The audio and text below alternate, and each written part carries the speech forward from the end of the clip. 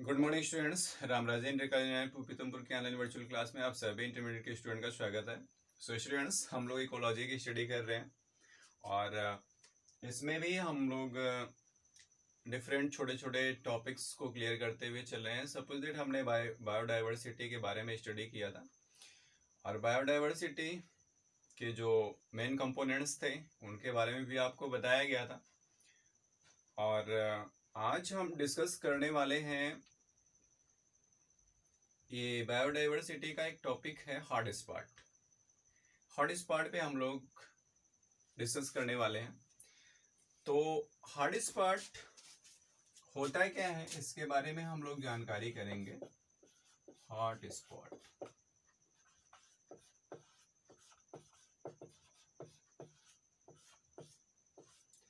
देखिए, नॉर्मली आपने मोबाइल में सुना होगा कि हॉट स्पॉट रहता है। लोग कहते हैं हॉट स्पॉट ऑन करो तो हम अपना वाईफाई कनेक्ट करें। करते भी होंगे आप लोग, क्योंकि मेरे डिजिटल ज़माने के लोग हैं आप लोग, तो करेंगे। तो लेकिन यहाँ पे हॉट स्पॉट का मतलब मोबाइल से नहीं है, ना तो मोबाइल की कनेक्टिविटी से है, ना तो वाईफाई कनेक्टिविटी से है, बल्कि यहाँ पे हॉट स्पॉट मतलब होता है तप्त स्थल।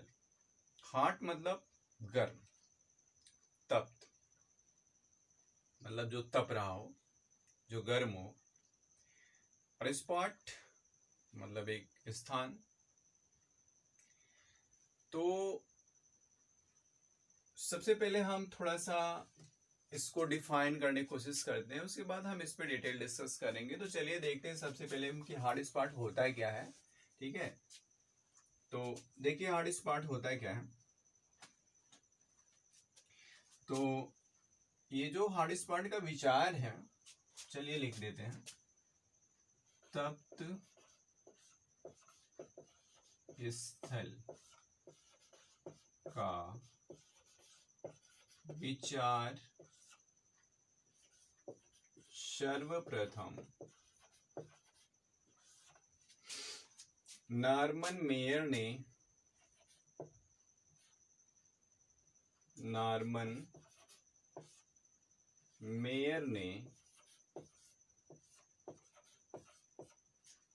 1988 में दिया।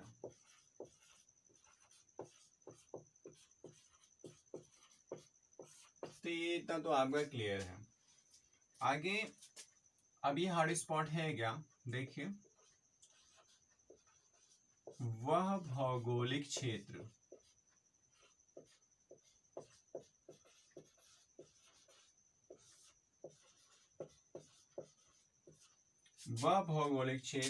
जहां जैव विविधता की अधिकता हो,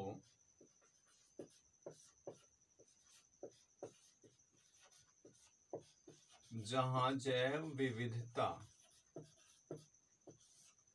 की अधिकता हो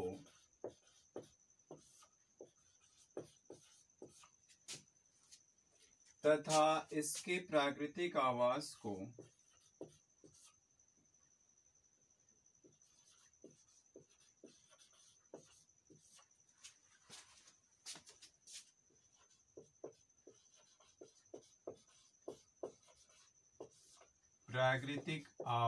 को खतरा हो।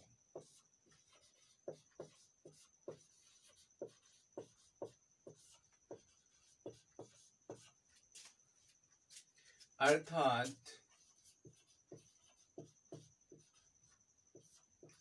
प्राकृतिक संसाधनों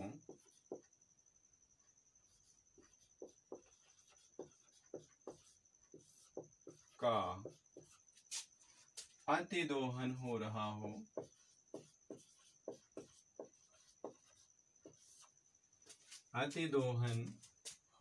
हो,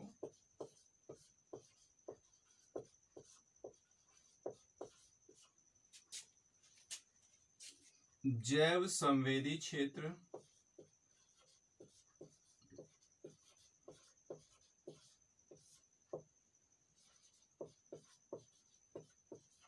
या तप्त स्थल कहलाता है।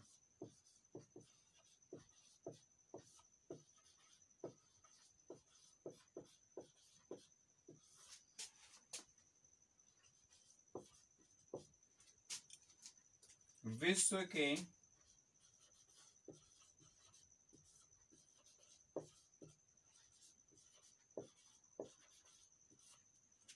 चौंतीस तप्त स्थलों में से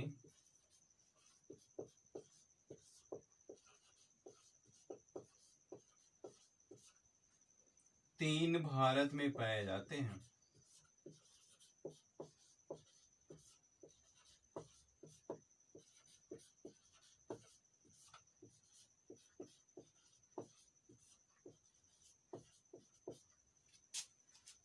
ये पश्चिमी घाट,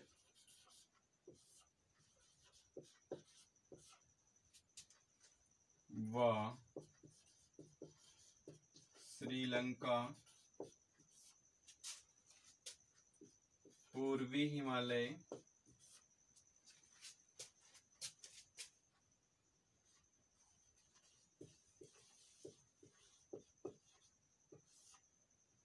तथा इंडो बर्मा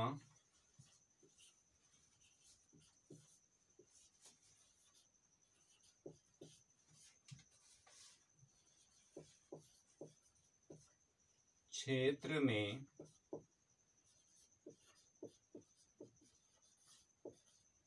उपस्थित है। स्टूडेंट्स देखते हैं हार्ड स्पॉट है क्या। देखिए जो हार्ड स्पॉट है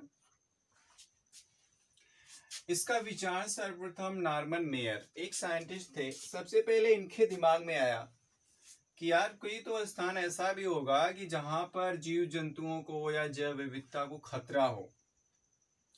तो जब खतरा है तो उसके लिए हम क्या नाम दे सकते हैं उस स्थान को। तो देखो रक्त तप्त, ठीक है, रक्त तप्त नहीं बल्कि तप्त ही कह सकते हैं, क्योंकि रक्त तप्त तो हो जाएगा मतलब खून की तरह लाल, तो रक्त तप्त नहीं कह सकते हैं, तप्त स्थल कह सकते हैं। तप्त मतलब जहां का टेम्परेचर बहुत ज्यादा हो। तो तप्त स्थल,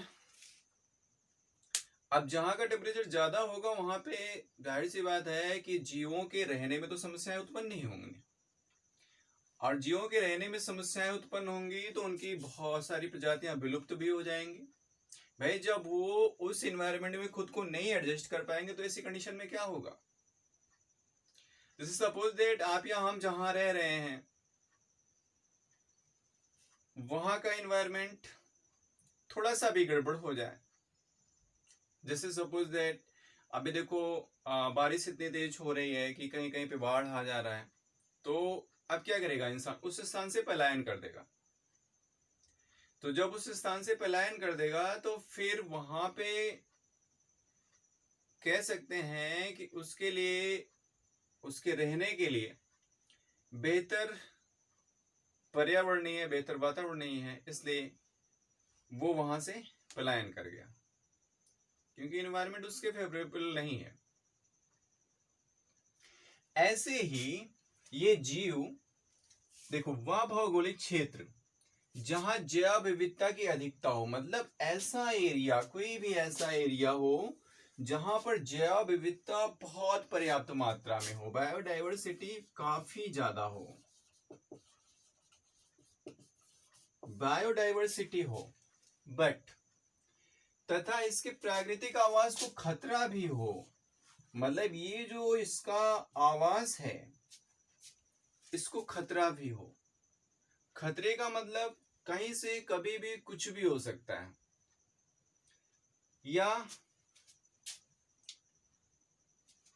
प्राकृतिक संसाधनों का अतिदोहन हो रहा हो। मतलब यहाँ के जो भी इस एनवायरनमेंट की, इस बायोडाइवर्सिटी जहाँ पे है, इस एनवायरनमेंट के जो भी प्राकृतिक संसाधन है, जैसे जल हुआ, खनिज लवण हुआ, पेड़ हुए, वनस्पतियां हुई और अन्य जीव प्रजातियां हुई, जो भी हैं, वो प्राकृतिक संसाधनों का अतिदोहन हो रहा है। ऐसी कंडीशन में क्या होगा, इस क्षेत्र को हम जैव संवेदी क्षेत्र या तप्त स्थल कहेंगे। अतिदोहन से मतलब जैसे कुछ भी वनस्पतियां लगी हुई हैं, तो अब जैसे जंगल है, suppose that this is the forest, अब ऐसी कंडीशन में फॉरेस्ट में रहने वाले जो बहुत से जीव हैं उनमें बहुत सारी जैव विविधताएं हैं, लेकिन इंसान के द्वारा क्या हो रहा है कि प्राकृतिक संसाधनों का अतिदोहन हो रहा है। अतिदोहन का मतलब कि पेड़ पौधे काटते चले जा रहे हैं, साथ ही साथ पक्षियों का, पशुओं का शिकार करते चले जा रहे हैं, मारकर खाते चले जा रहे हैं, क्योंकि भाई इंसान है तो कुछ भी खा सकता है, तो खाते चले जा रहे हैं और पेड़ पौधों को भी नष्ट करते चले जा रहे हैं। तो ऐसी कंडीशन में क्या होगा कि ये एक डेंजरस जोन बन जाएगा, और डेंजरस जोन बन जाएगा तो इसे हम जैव संवेदी क्षेत्र, बायोसेंसिटिव एरिया, या फिर हार्ड स्पॉट मीन्स तप्त स्थल बोलेंगे। विश्व की 34 तप्त स्थलों में से, मतलब पूरे विश्व में 34 हॉट स्पॉट्स हैं, जिनमें से कि 3 तो केवल भारत में पाए जाते हैं। 3 स्थल भारत में पाए जाते हैं। ये पश्चिमी घाट, श्रीलंका, पूर्वी हिमालय तथा इंडो बर्मा क्षेत्र में उपस्थित है। मतलब श्रीलंकाई क्षेत्र में भी, पश्चिमी घाट में भी। पश्चिमी घाट से हमारा मतलब है कि जब आप मैप देखोगे इंडिया का तो उसमें जो पश्चिम साइड में रहेगा वहां पे जो वहां के एरिए दिखेंगे आपको, वो हार्ड स्पॉट के अंतर्गत आएंगे, क्योंकि वहां पे जो बायोडाइवर्सिटी होती है ना, उसको ज्यादा खतरा रहता है। पूर्वी हिमालय और इंडो बर्मा क्षेत्र भी शामिल हैं इसमें, मतलब जो 3 हार्ड स्पॉट्स आपके इंडिया में देखने को मिलते हैं। तो इस तरह से हम एक बार फिर से रिपीट करते हैं। देखिए, बायोडाइवर्सिटी हार्ड स्पॉट का जो विचार दिया वो सर्वप्रथम नॉर्मन मेयर ने 1988 में दिया। और ये होता क्या है, वह भौगोलिक क्षेत्र जहां जैव विविधता की अधिकता हो तथा इसके प्राकृतिक आवास को खतरा हो, अर्थात प्राकृतिक संसाधनों का अधिदोहन हो रहा हो, जैव संवेदी क्षेत्र या तप्त स्थल कहलाता है। और विश्व के 34 तप्त स्थलों में से 3 तो आपके भारत में ही हैं, इस मामले में नंबर 1 है। ये पश्चिमी घाट व श्रीलंका, पूर्वी हिमालय तथा इंडो बर्मा क्षेत्र में शामिल हैं। तो स्टूडेंट्स, ये रहा एक छोटा सा टॉपिक आपका हार्ड स्पॉट। आ सकता है आपके एग्जाम में शॉर्ट नोट लिखने के लिए, तो ध्यान दीजिएगा। तो स्टूडेंट्स, मिलते हैं हम नेक्स्ट क्लास में। तब तक के लिए आप हंसते रहिए, मुस्कुराते रहिए, खिलखिलाते रहिए, पढ़ते रहिए।